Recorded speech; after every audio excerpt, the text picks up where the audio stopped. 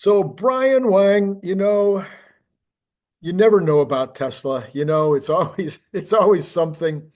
The market goes up 100 points when you're not the stock goes up 100 points when you're not expecting it to, and then you have this amazing new car uh, Mhm. come out yesterday.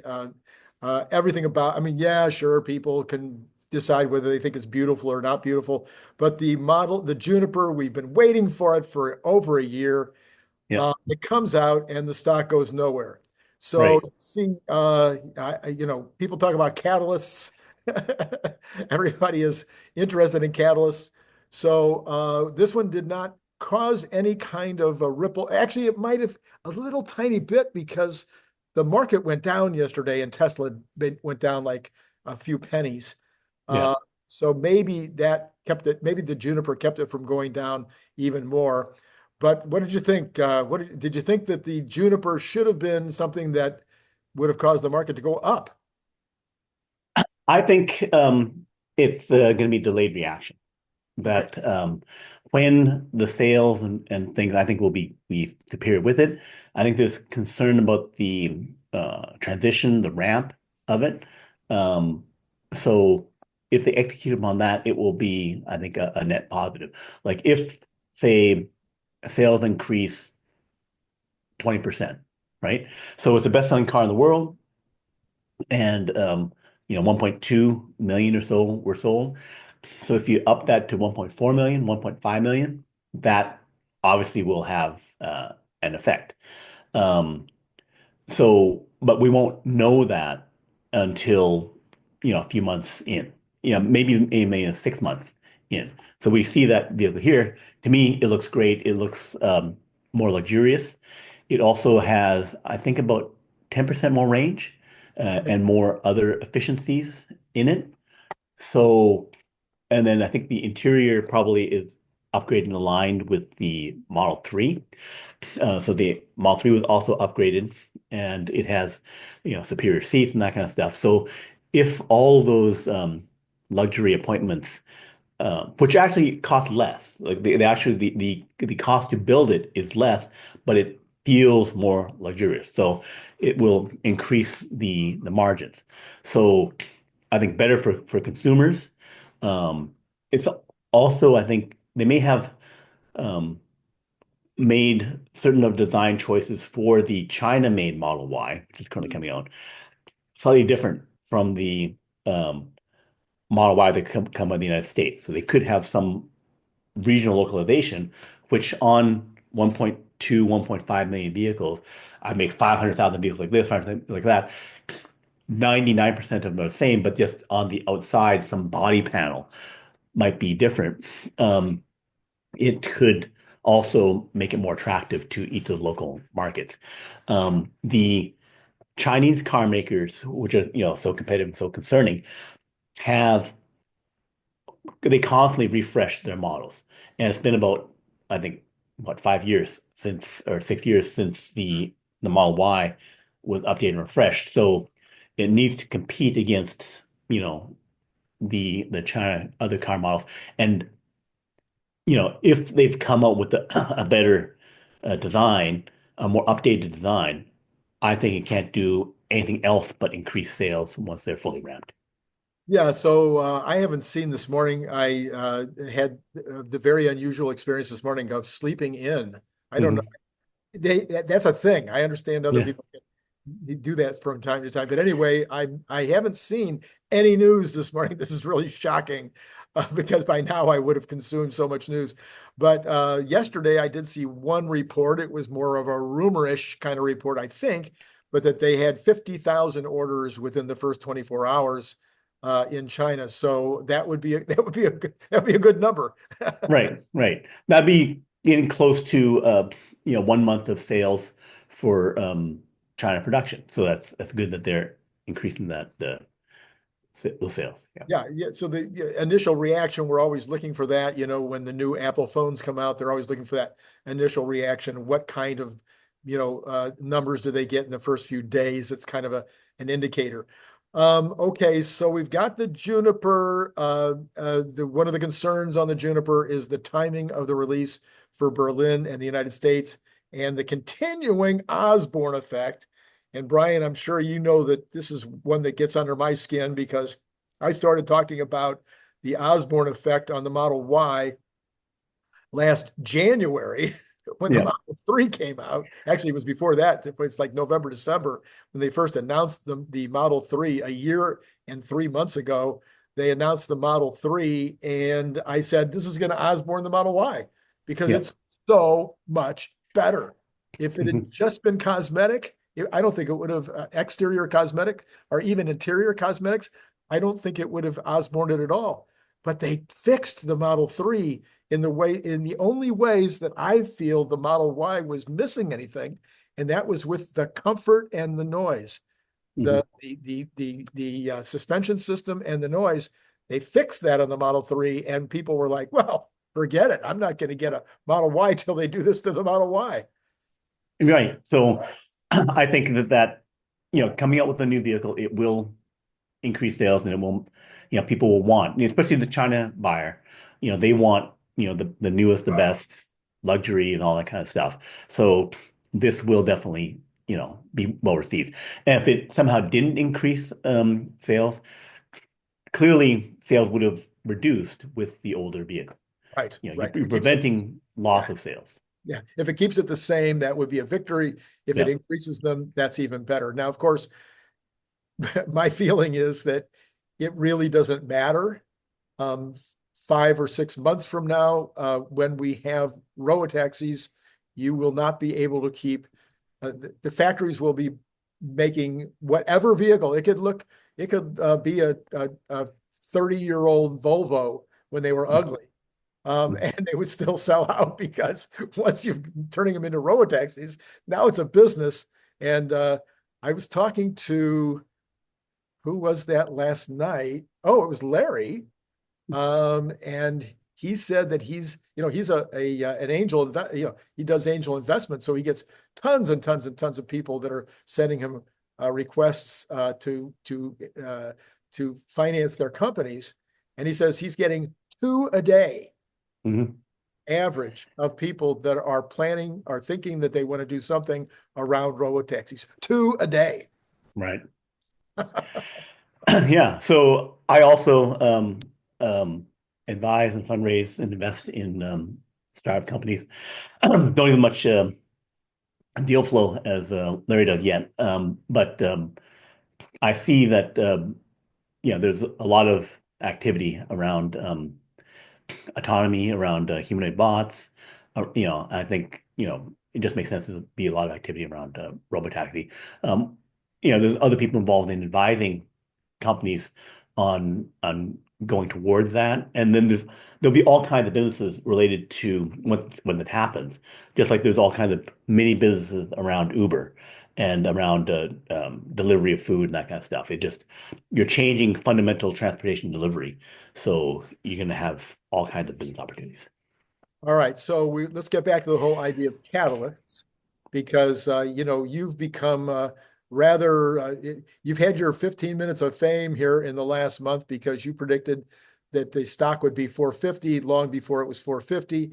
I would have had my 15 minutes of fame because I was at 410, but Yeah. you managed to be $40 ahead of me, and so you Yeah. got the fame.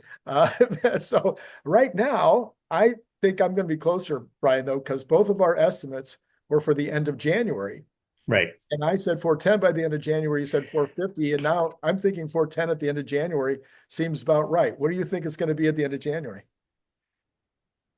I think we can get back. It's a question of what happens on the 29th, which is the the day for the earnings, and it's what does Elon say? Because as we know, 100 points in a couple of days is not that big a deal. So I think recovery is going to happen. I think that right now, um, all the technical analysis indicates that we're near the bottom. That the although we've been going down from 48, and most of that happened in the one day where it hit 48 intraday and then fell to, 440, 450, something like that. And it's been going down. The going down has been on lower volume. So it's lower stock trading volume. So that means there's fewer sellers trying to get out or whatever, and it's coming down. It's been moving down, forming a base around the 480 level. The three, Um, no, three, sorry, 380, 380 level. 383.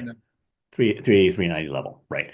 So it's forming a base around there. It's also the other things like the 20-day moving average. There's a bunch of support around here. It can go down to like 360. It can fall through, some bad news, overall market news, can push it down, but it seems to be basing out right here. So then just on trading back up again, by saying, okay, if we bounced off of support, then going back up to 400, 410, 414, that was the previous old resistance, would be on no news at all. It could do that. So then if we're at 410, so you could be right that we get 410, 414 on the 29th coming into the day, but usually you can trade up going into the uh, the Oh, event, and they can trade off depending on what is said, right. right? So I think it's a coin flip for the two of us as to how it plays out. I think we'll be at that 400 to 414 level, or it can be higher um, in the days leading up to the 29th. It could push through it to 440 relatively easily. Right. And then does it sell off after the event, which can do, and then it could take a week or two to recover. So then my 500 number going back up could be, middle of February. Um, but my um, gut feel is that it could be between our two numbers, 414 to 450 or to 500. And the, where it is depends upon like almost like where it is. Because moving 30, $40 right now is like nothing. It could like, we could be saying, okay, well, you were right at 9 o'clock. I'm right at one. And then we're both wrong again, you know, at whatever time the next day, because it could just move around so fast. So being a difference of 40 is currently nothing. Although we're right now in a small basing trading range where it's been a couple weeks at the um, 380 to 400 level. So when I'm putting together my catalyst lists, and when Gary Black puts together his catalyst list, they are always really specific to Tesla. My Mhm. channel has always been about more than just Tesla in terms of the impact on the stock. The specialization that I do on the channel is that we look at the overall economy and we look at the macro with regard to the stock market in order to also view how that's going to impact Tesla. Right now, I think between now and the earnings call, we have maybe a, a very, very substantial catalyst one way or the other coming on the 20th of January, the first day of the Trump administration. Yes. Now, I'm not 100% sure whether the bond investors will make big decisions about that first day, but certainly the first 10 days and the first 100 days, the to me anyway, the bond market is going to be, as they have been so frequently over the last 2 years, they're going to be in control of the macro. But right now they're totally in control, sitting at on the 10 years at 4.75 on Friday. They're looking for some evidence that Doge is going to work, that the Republican Congress is going to be behind Doge, that we're going to see some kind of reduction in this deficit so that they can start to relax about inflation. So, do you think I got anything right there? I think there's gonna be huge announcements, all, every day in the first hundreds of days, these first 100 days of the Trump administration.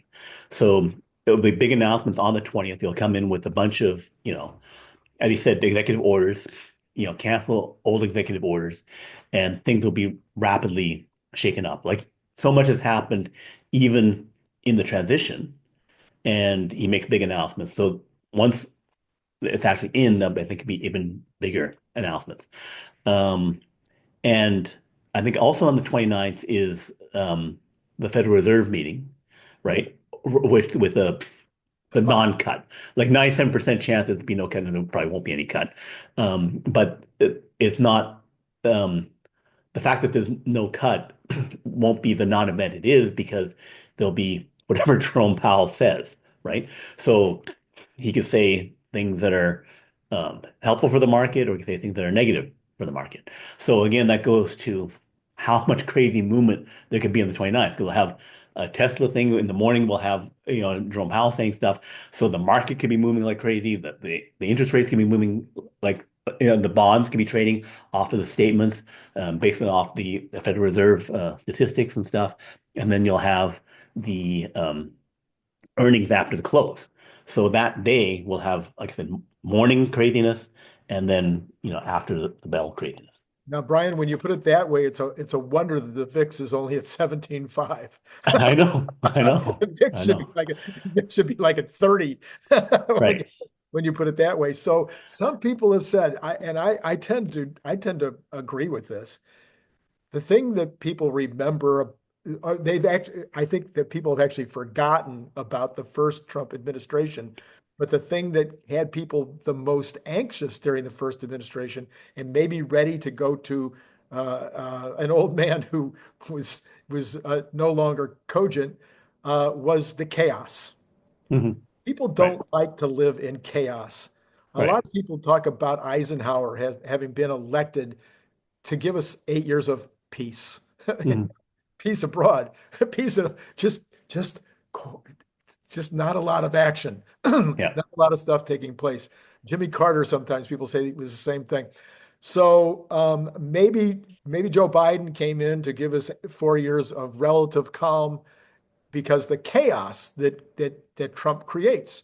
And now he's got two other agents of chaos in Vivek and Elon that are creating a lot of uncertainty, a lot of unknowns.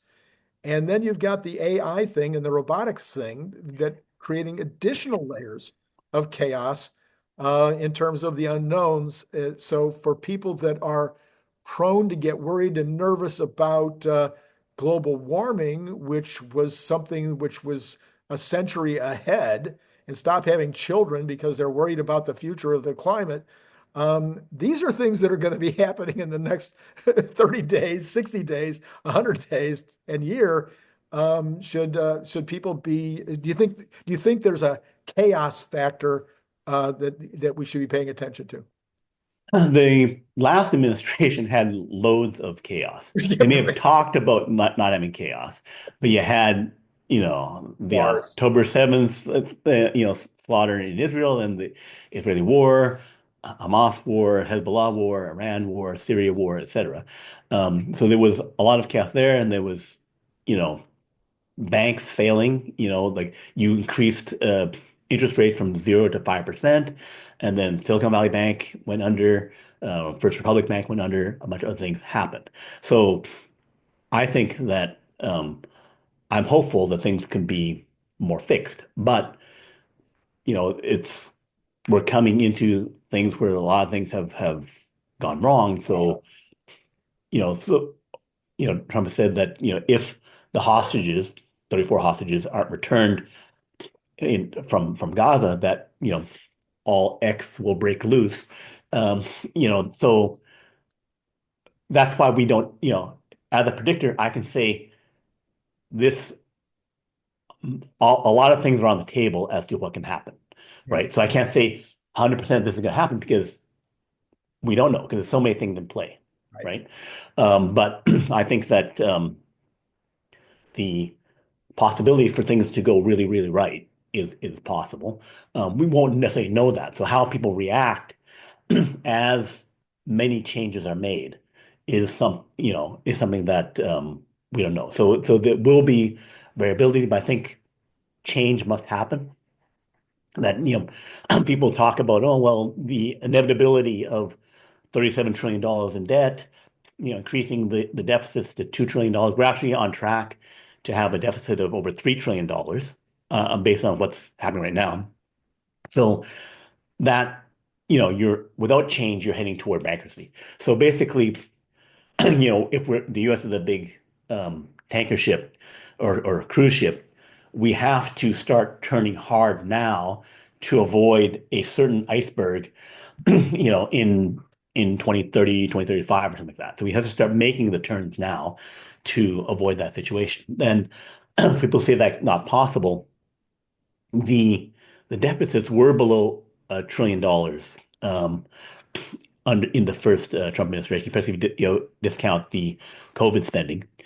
And um, even in 2000, we had just come off a first brief balanced budget, under um, Bill Clinton and uh, um, Gingrich. uh, Gingrich, Newt Gingrich, working together on that. So I think it is possible to balance budget, and we need to do it. And so I think Doge has to work, and they will go hard at it to make it happen. I think with the Supreme Court on their side and House and Senate, I think that this is a shot to make it work. Okay, so I'm not objecting to the chaos. I happen to have a high tolerance for the chaos and for controlled amounts of change, and of the kinds of risk taking that the Trump administration I think is planning to do. But a lot of people don't. That's all I'm saying is that there's probably going to be a lot of clapback from a percentage of the population that doesn't Yeah, that would rather have you know calm. So the general market, I would expect to be fairly volatile over the next 100 days. Then we've got the specifics of Tesla. You have predicted a high your high prediction, your bull prediction is 100 is 1500. My bull prediction is 1200.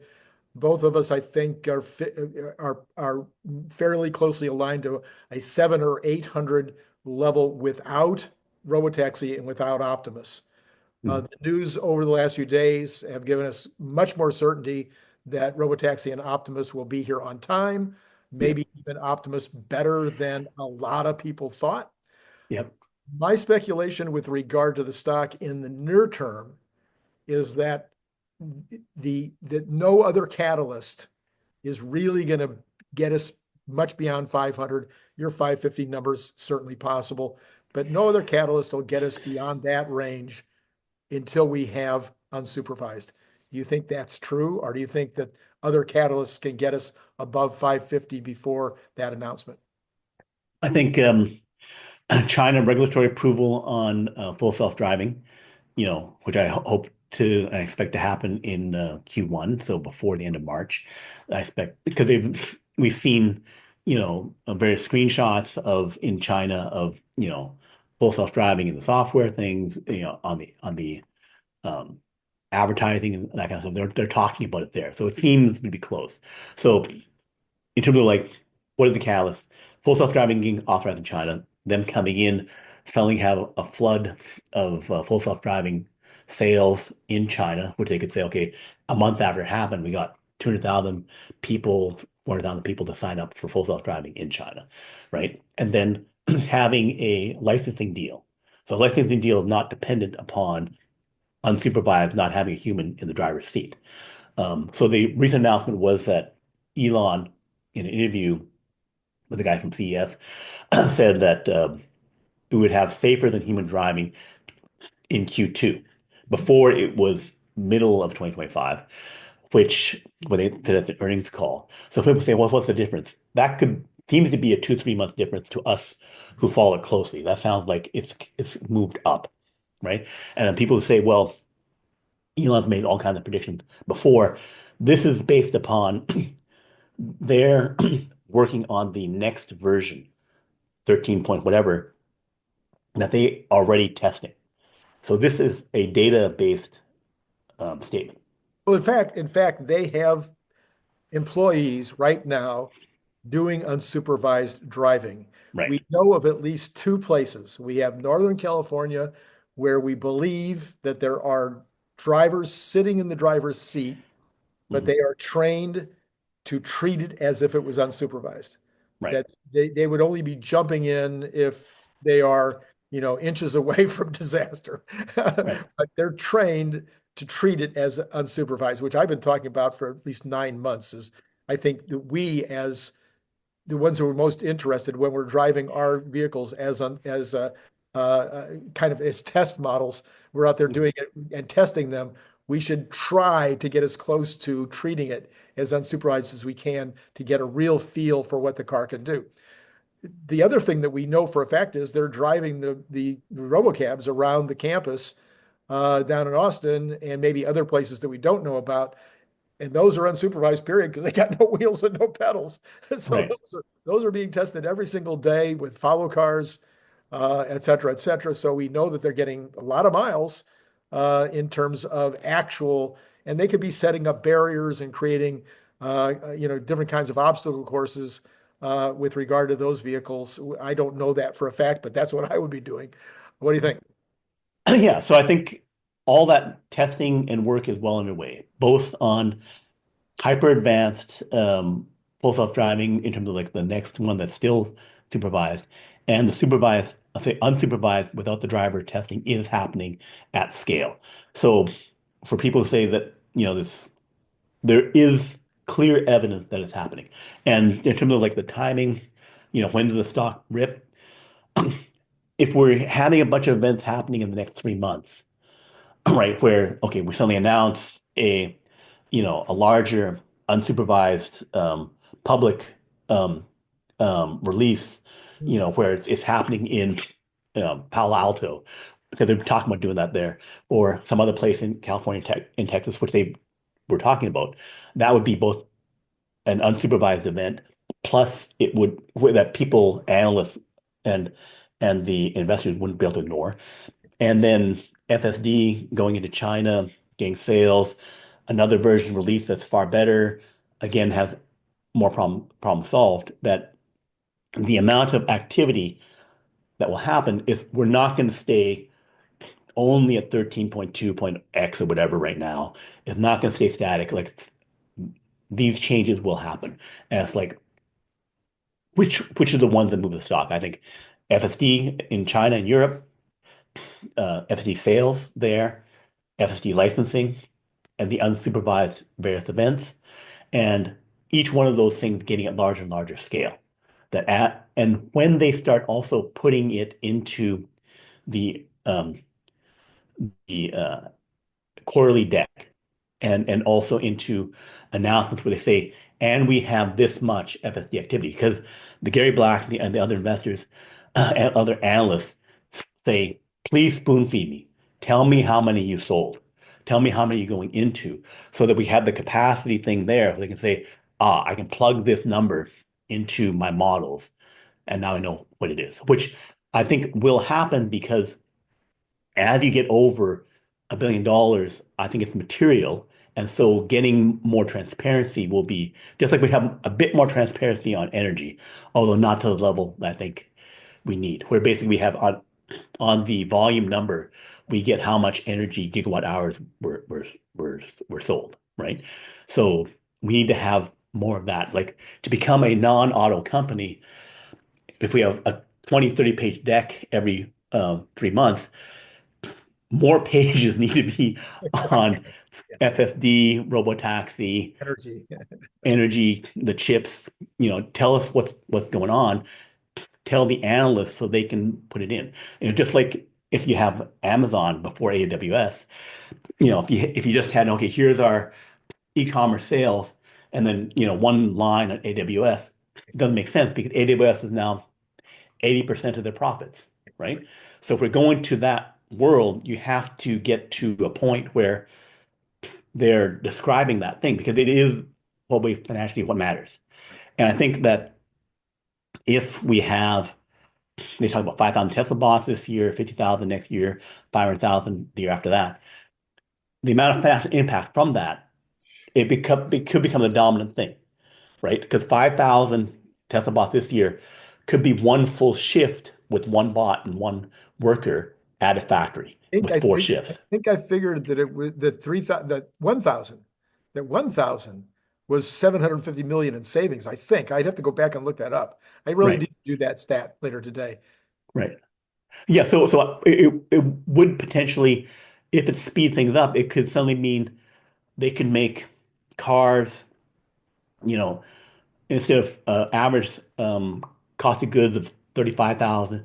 It could drop to 25,000, by next year, right? So the changes and the shocks to now the numbers look vastly better because we've gone to autonomy, or we have Robotaxi, we're flooding it out. We have 100,000 vehicles doing it, and suddenly we're making billions of dollars. Like those kinds of like in your face financial numbers, shock and awe of the future happening, future shock thing.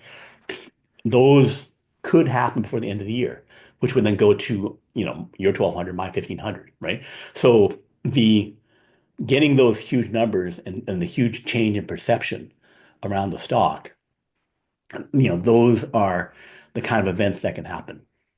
So you, I think, were the first one to mention to me, I could be wrong, and that is the UN is putting together regulations also with regard to full self-driving, with regard to autonomy. I had no idea that was happening, but then I saw all kinds, then I started looking it up and found all these articles, and it turns out that the UN regs will impact the EU regs.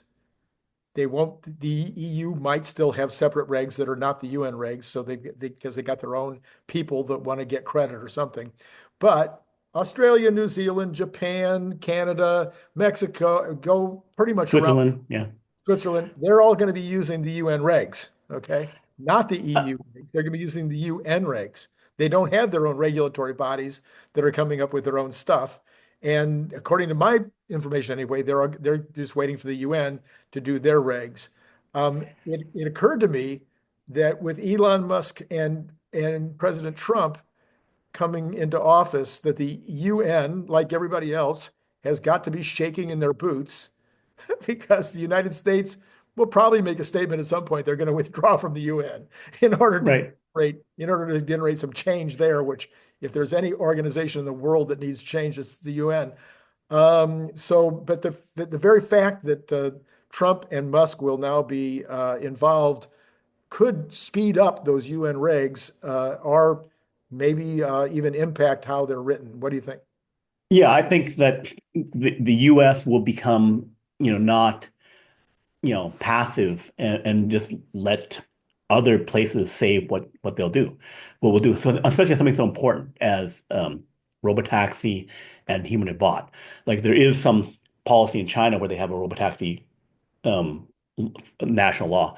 So um, the U.S. administration said that they will make their own robotaxi regulations and be more permissive on it. If the U.S. says, "Here's how we're going to make things more permissive," it will make it let us go fast in terms of deployment. If some other jurisdiction, like in Europe, says we want to be more cautious or something like that, they will fall behind. It will. We're going to trend towards a more permissive, let's go faster kind of thing because of the economic um, advantage to going faster.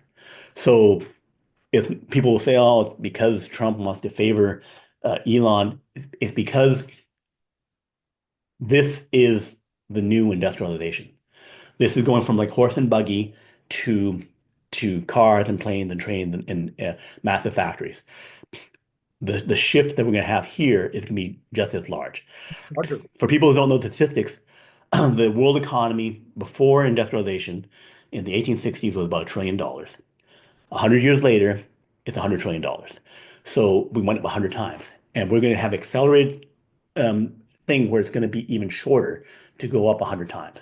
So if small ball to talk about, does the stock go from 400 to 1500? It's like the world economy goes up 50 times by 2050, right? And then a particular company is at the key of robotaxi, robotruck, a humanoid bot, and making billions of bots. I think we're going to be doing very, very well in terms of our share price. Maybe, And huh? then when it all happens, and then the U.S. knowing that this is where we need to go and what's going to happen, will make regulations or deregulate to make it easier to go faster. And if the U.S. economy at 25% of the world economy suddenly starts growing at 5 to 10% per year, so anyone who doesn't do it, the U.S. goes back to World War II level domination of like half the world economy, right? Then if it's an unchained U.S. economy, it, the accelerated growth could be, um, again, shocking, surprising, and the companies at ground zero on that will be Tesla, and enabling the revitalization of the entire global economy, with bots. That if you have, 10 million factories all with bots, and you double, triple, quadruple production, you know, it's again a golden age, abundance for everyone kind of thing. Yeah. All right. Well, I think on that amazing statement, that would be a good place to conclude. So, Okay. thank you, Brian, as always, for coming in and sharing your thoughts about the future. And for those who don't know it, you can go to his blog, which is the number one science blog in the known universe, called nextbigfuture.com. And that would be a smart thing to do. But you can also find him on X under that same logo, and you can find him on YouTube using exactly the same combination of words. And you So need to follow us both on Twitter. So I've now gotten as many Twitter, views, what's Twitter? impressions on Twitter as I have on a site, and then you're doing 10 times better than me, and like 10 million impressions. So, congratulations, Twitter. So you're a dominant media voice with At least for a couple of days. We'll see in what this couple happens. of days. Here, keep it up. All right. Thank you, Brian. And to all of you out there, it has been great talking to you.